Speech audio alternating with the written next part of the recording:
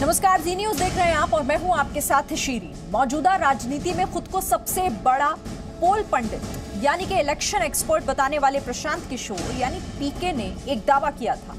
दावा यह कि अगर बंगाल में बीजेपी 100 सीटें भी जीत गई तो वो अपना काम छोड़ देंगे। काम छोड़ने से मतलब आगे से किसी भी पार्टी को चुनाव जितवाने के लिए ठेके नहीं लेंगे, उसकी रणनीति नहीं बनाएंगे, उसके लिए मुद्दे नहीं ढूंढेंगे, सारी कंसल्टेंसी बंद कर देंगे कि भाषण में क्यों बोलें, कैसे बोलें, विरोधी को आखिर किस तरह से घेरें।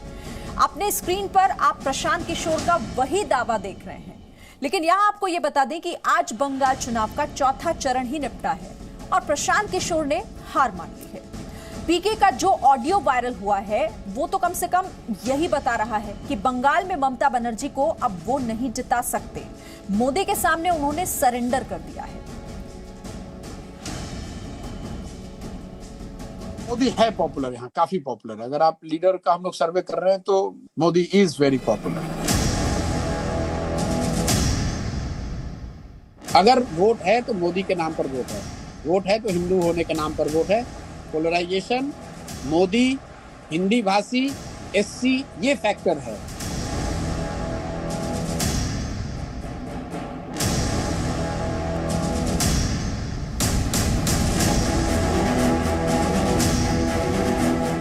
परिणाम तो आज आ गया है, क्योंकि यदि टीएमसी के रणनीतिकार खुद हार स्वीकार कर रहे हैं, इसका मतलब है कि परिणाम आज आ चुका है और वो अभी से उस हार की भूमिका बना रहे हैं।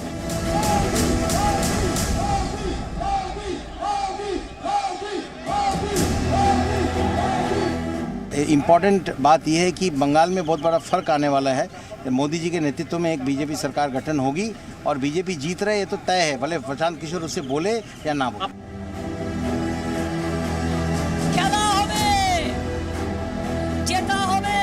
देखिए, प्रशांत किशोर जी को पता चल गया है कि तृणमूल कांग्रेस बंगाल से विदाई ले रहा है और प्रशांत किशोर जी जो बात आज कह रहा है कि बंगाल में बहुत फेमस है मोदी जी, ये इतना दिन के बाद पता चला।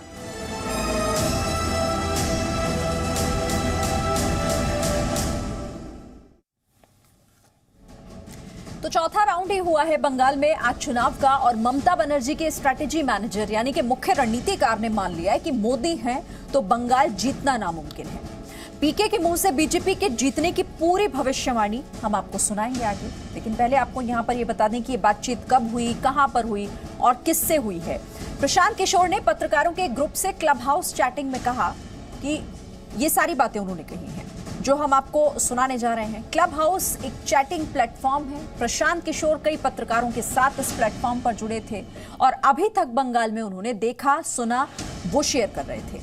प्रशांत किशोर को पता नहीं था कि ये प्लेटफॉर्म ओपन है। खैर, प्रशांत ने जो कुछ कहा उसका मजमून ये है कि 2 मई को दीदी तो गई, यानी प्रधानमंत्री नरेंद्र मोदी सब पर भारी हैं।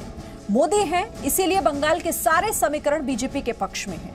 प्रशांत किशोर ये भी बता गए कि मोदी को ये मौका ममता बनर्जी ने ही दिया। ना ममता मुस्लिम तुष्टीकरण की राजनीति करती, ना हिंदू वोट लामबंद होता, ना बीजेपी को इतनी बड़ी लीड मिलती। ये ऑडियो बीजेपी ने जारी किया। प्रशांत किशोर ने मान भी लिया कि उन्हीं की आवाज है, लेकिन उन्होंने इसे अधूरा ऑडियो कहा। तो पूरा ऑडियो आपको सुनाते हैं और ये भी बताते हैं कि प्रशांत किशोर ने क्या क्या कबूला है। जो मेजर जो प्रॉब्लम है which we have to accept कि 20 ईयर्स से there has been blatant effort and everything has been done to appease the minority. अब आप बंगाल को उठाकर देख लीजिए, पॉलिटिक्स का यहाँ एक लाइन का सिंपल फलसफा ये रहा है कि जिसको मुसलमान वोट करेगा वो सरकार बनाएगा। तो पूरी जो पॉलिटिकल इकोसिस्टम रही है, वो चाहे कांग्रेस की रही हो, लेफ्ट की रही हो, दीदी की रही है, वो सब मुस्लिम वोट को लेने के लिए उस तरह से सोच उनकी रही है। पहली बार हिंदुओं को ऐसा लग रहा था भैया हमको भी तो कोई पूछ रहा है। ऐसा नहीं है कि एकदम से सोसाइटी ही गलत है, कहीं ना कहीं there is some element which BJP is exploiting, and that element is coming from the blatant misuse of minority politics by some of these parties. तो आप उससे हम और आप इनकार नहीं कर सकते हैं। अब हम आपको बताते हैं कि प्रशांत किशोर के इस ऑडियो का सार दरअसल क्या है। इसका मतलब है उन्होंने ये मान लिया है कि पश्चिम बंगाल में 20 साल से मुस्लिम तुष्टीकरण होता रहा। मुस्लिमों के तुष्टीकरण में ममता दीदी पीछे नहीं रही। ममता के मुस्लिम तुष्टीकरण की वजह से ही हिंदुओं में नाराजगी बढ़ी। पश्चिम बंगाल में पहली बार हिंदू मतदाता निर्णायक की भूमिका में है। एंटी इनकम्बेंसी, इतना मैसिव इकोनॉमिक क्राइसिस में भी मोदी के खिलाफ एंटी इनकम्बेंसी नहीं है। नहीं है जी, क्योंकि जहां एक चीज आप देखें कि बंगाल में मोदी पहले तो एक बात है कि मोदी का एक कल्ट है जो कि बन गया है पूरे देश में, जो कि द डिग्री कुड वेरी, लेकिन 10%, 15%, 20%, 25% ऐसे लोग हैं जिसको मोदी में भगवान दिखता है। चाहे सही दिखे गलत दिखे वो एक अलग बहस का मुद्दा हो सकता है। स्पेशली जो यहाँ हिंदी भाषी है वो मोदी का सपोर्ट का कोर है। प्लस जो एंटी इनकम्बेंसी है वो स्टेट गवर्नमेंट के खिलाफ है, सेंटर के खिलाफ है नहीं। और मोदी है पॉपुलर, यहाँ काफी पॉपुलर। अगर आप लीडर का हम लोग सर्वे कर रहे हैं तो मोदी और Mamata are equally popular, which is a very big thing. Modi is very popular. यहाँ पे मोदी पॉपुलर इसलिए भी है, आप देखिए बंगाल ने बीजेपी का स्वाद अभी चखा नहीं है, तो वो एक फैक्टर है कि 30 साल 35 साल से जो लोगों ने नहीं देखा है, तो उनको लग रहा है कि बीजेपी कुछ ऐसा चीज है, कुछ ऐसा कर देगी जो कि हम लोगों को पहले अभी तक नहीं मिला है। तो वो लड्डू जो टेस्ट नहीं किया है वो वाली बात है कि उसको टेस्ट करना चाहते हैं, उसको लोग जाकर देखना समझना चाह रहे हैं, वो एक फैक्टर है। अब पीके का कबूलनामा नंबर 2 आपको बताते हैं। प्रधानमंत्री नरेंद्र मोदी में लोगों को भगवान दिखते हैं, इस बात का जिक्र आपने सुना उन्होंने किया। मोदी की लोकप्रियता का जिक्र वो बार बार कर रहे थे कि इसका मुकाबला नहीं है, केंद्र सरकार के खिलाफ कोई भी माहौल नहीं है। 35 साल में लेफ्ट टीएमसी से पश्चिम बंगाल अब तंग आ गई है, परेशान हो गए हैं वहां के लोग, वहां की जनता, और इसीलिए अब एक नए परिवर्तन की तरफ देख रहे हैं। मोदी की मीटिंग्स में भीड़ आ रही है, उसका एक कारण ये है कि मोबिलाइजेशन भी बड़े स्तर पे होता है, प्लस मोदी पॉपुलर भी है, इसमें कोई दो मत नहीं है। तृणमूल के खिलाफ गुस्सा है, वो एक फैक्टर है। पोलराइजेशन है, वो एक फैक्टर है। और मोदी की पॉपुलैरिटी है, ये तीनों चीज। उसके ऊपर से फिर बीजेपी की अपनी जो इलेक्टोरल मशीनरी है, लेकिन बेसिक ये 3 चीज ही है। Anti incumbency against Trinamool, that has opened the door for Trinamool BJP, their ability to polarise and SC votes. तो सुना आपने किस तरीके से खुद ही प्रशांत किशोर इन तमाम बातों को यहां पर कबूल कर रहे हैं। वो बता रहे हैं, वो कह रहे हैं कि उनका सर्वे ये कहता है कि ममता फेल, इसीलिए बंगाल मोदी के साथ। ममता की नाकामी से वोटों का ध्रुवीकरण, और ममता टीएमसी के खिलाफ एंटी इनकम्बेंसी इस बार पश्चिम बंगाल में। अगर वोट है तो मोदी के नाम पर वोट है, वोट है तो हिंदू होने के नाम पर वोट है। पोलराइजेशन, मोदी, हिंदी भाषी, एससी, ये फैक्टर है। शुभेंदु चले गए कि प्रशांत किशोर चले आए, उसका कोई वो मुद्दा नहीं है, वो मुद्दा है ही नहीं। मोदी यहाँ पॉपुलर है, हिंदी भाषियों की 1 करोड़ से ज्यादा वोट है, दलित यहाँ पर 27% है, और वो पूरी तरह से बीजेपी के साथ खड़ा है। प्लस पोलराइजेशन तो है ही है। तो देखिए यहाँ पर किस तरह से वो खुद इस बात को कबूल कर रहे हैं कि जो ममता बनर्जी की गलतियां रही हैं, तुष्टीकरण की राजनीति रही है, उसी वजह से यहाँ पर इस बार परिस्थितियां बदली हुई हैं।